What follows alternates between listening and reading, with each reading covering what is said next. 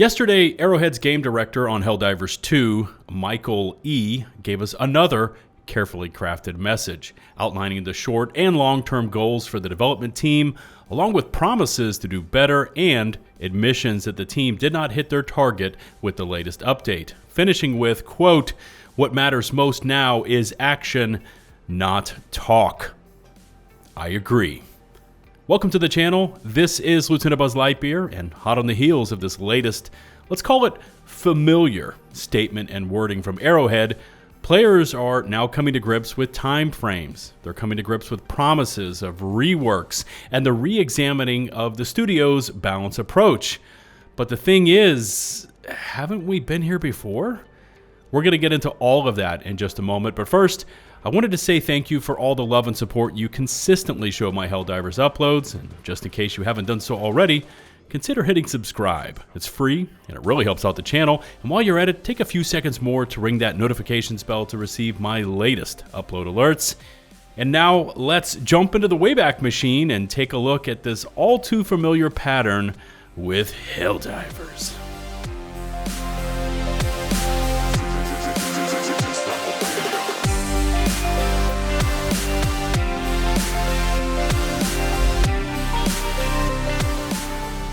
I promise this will take just a moment, but there is a current multi-faction major order in progress right now within the game, and over on the bot side, we've now completed both those liberations. So both Vandalon 4 and Troost are under our control, and it's going to come down to divers massing against the Terminids as we need two more successful defenses in that sector of space. And oh, by the way, we have just under 24 hours to pull all of this off. So this one's going to be going down to the wire. Also, not pictured here is the galactic map and just how close those automatons have pressed towards Super Earth.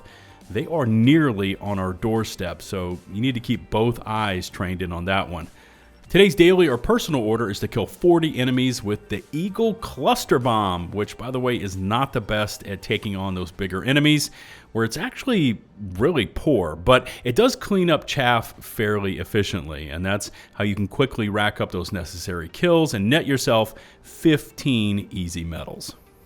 Taking a look at the Helldivers landscape, and this article from Paul Tassi over at Forbes does a real solid job of kind of summing it all up right now. Quote, "Helldivers 2 isn't dead. It does have a big problem."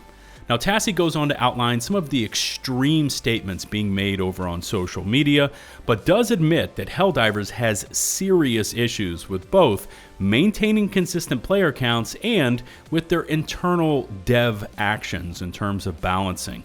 Here's what he has to say. So, a major update hasn't moved the needle that much, but the biggest problem is that Arrowhead does not seem to be learning their lessons.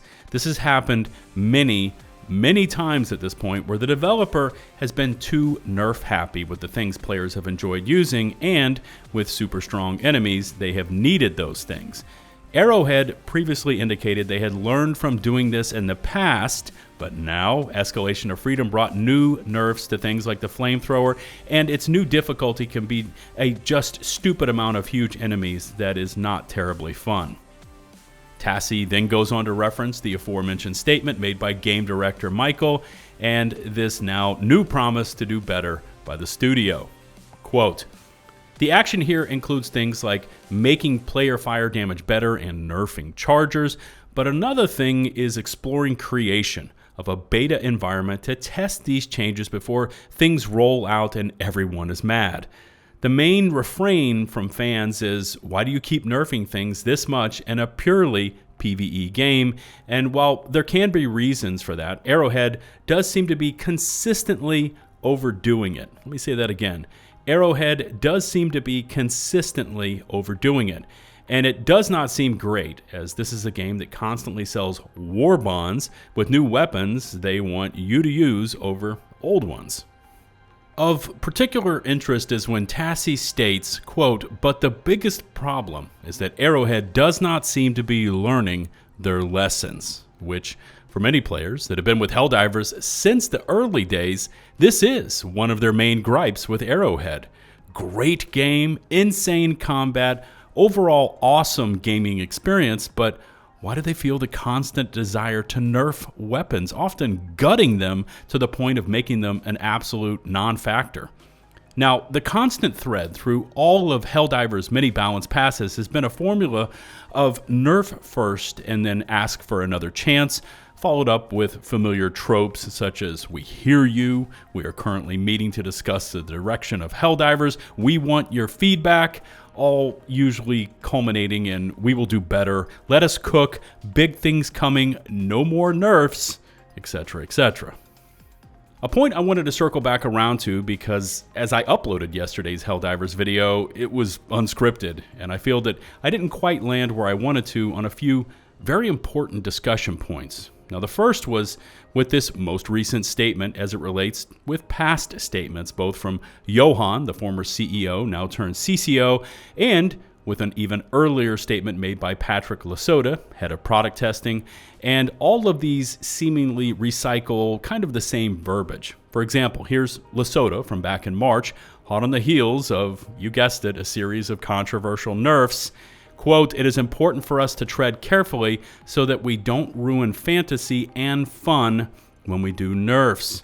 And now from yesterday's statement made by Michael, game director for Helldivers, when outlining the studio's new 60-day plan to save Helldivers. Quote, "Continue to re-examine our approach to balance. Our intention is that balance should be fun, not balanced for the sake of balance." So here we have two different personalities within the studio alluding to balancing and the hopes that it will not ruin the fun, but clearly they are missing the mark.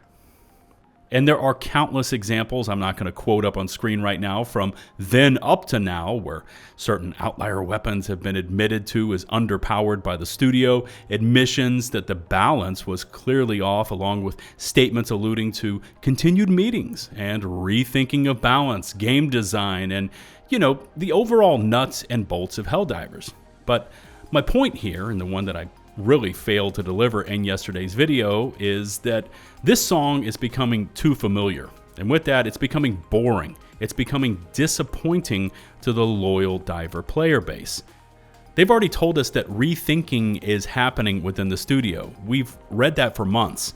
They've already said that the teams are working on improving the gunplay and balancing. We've been told countless times to just let the studio cook, and great things will come out of it. But the ice has worn very thin indeed. I felt that yesterday was the perfect opportunity to, as they say, put your money where your mouth is. Translation, stop with all that talk and just do something. Even yesterday's statement mentions it.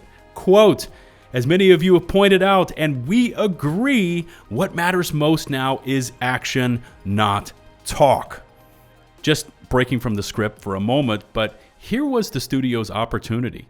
This was the easiest pitch they could have asked for. It was directly over the plate, massive home run incoming. All they have to do is swing at it, and Arrowhead didn't even take the opportunity. Instead, they delivered more of what they said they knew we did not want. More talk and no action.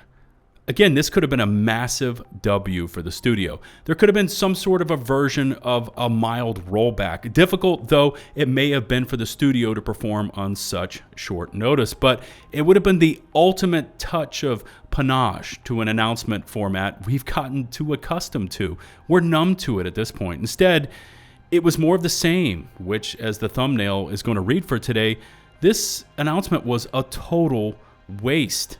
Now, as Georgiani has now already corrected, the studio's meetings, reworkings, and updates to hopefully undo their self-inflicted damage will not take all 60 days. Hopefully some of it will come before that deadline. But when a player sees that number and wonders what will happen with the game they love to play, especially over the next 2 months of time frame, it's both disheartening and concerning. Public test servers, more player surveys, and expanded live streams are all planned. But how much of the vaunted and once massive Helldivers player base will stick around to see these changes happen? And again, I feel like I'm beating a dead horse here, but the wording from Arrowhead is always vague. They want to re-examine, they want to rework, they want to rethink, reprioritize, they want to improve. And these are all broad conceptual concepts that could amount to nothing. Players could survive over the next 2 months and find the exact same Helldivers at the end of the tunnel, still with the same issues, and again with sweeping balance changes, all in the name of realism and pick rates. I certainly don't want that to happen because I absolutely love squatting up with my mates for some Helldivers, but that is certainly a reality that players should prepare for. And that statement isn't based on my personal opinions or just wild conjecture, but simply by looking at what Arrowhead has already done. Can Arrowhead change this time? Will Helldivers return to its former glory? Has this star already seen its brightest days? Let me know where you stand on all of this by leaving me a comment about anything Helldivers related. I mean, are we looking at a massive comeback or one of gaming's biggest fumbles? All right, it's now time to check out your top 3 comments from 2 Helldivers videos ago. I know I fell behind with yesterday's upload. Again, it was unscripted, but I do want to circle back around and give these 3 comments their moment to shine. So bear with me. Here it goes. Number 1 comes from Doc.BlackWolf, and they actually give us a quote from John Helldiver himself. Check this one out. Super Earth produces only crap guns for us to fight with, but you can bet they'll keep shooting down 380mm shells to kill a Helldiver that was forced to go out of bounds because they were chased by 5 chargers while their stratagems were on cooldown until he's dead. I've actually done this on multiple occasions. Everything on cooldown, ragdolled out of bounds by who knows what, I couldn't tell you, and you've always got the 380s to get a little revenge.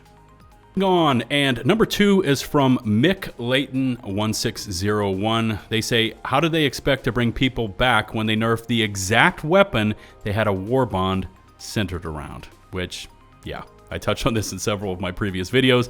The timing on that flame effect nerf could not have come at a worse moment in time. And number 3 comment is from Hunter King 6033. Check this one out. It's kind of interesting. One thing I find super odd about Arrowhead nerfing fire against armor is that heat will affect what lies under that armor, and armored foes still have weak spots that will be affected by fire anyway. The automatons have circuitry and wiring. These things are extremely sensitive to heat. I had to rewire a section of a truck recently because some wear to the wiring had led to heat causing the truck to think the door was ajar and setting off its alarm. You can cook electronics just like you can cook anything else. Interesting points from all 3 comments for today, and by the way, me and my squad were discussing the incendiary breaker, the bots, and how fire damage works today while hitting a trio of super Helldives. Just happened to be a coincidence, I guess. If you want to get in on the next top 3 comments, you first need to leave me a comment, and who knows, you just may see your name up on screen in my next Helldivers upload. Remember to hit subscribe and ring that notifications bell to receive my latest upload alerts. All my socials, including links to today's sources, can be found in the video description. Thanks to the support of you legendary ladies and gents from across the globe, we are quickly approaching 240,000 subscribers. And I again wanted to thank you for the consistent support and love you show me and my content. I mean, it's truly awesome to see. And until the next one, this is LtBuzzLitebeer signing off.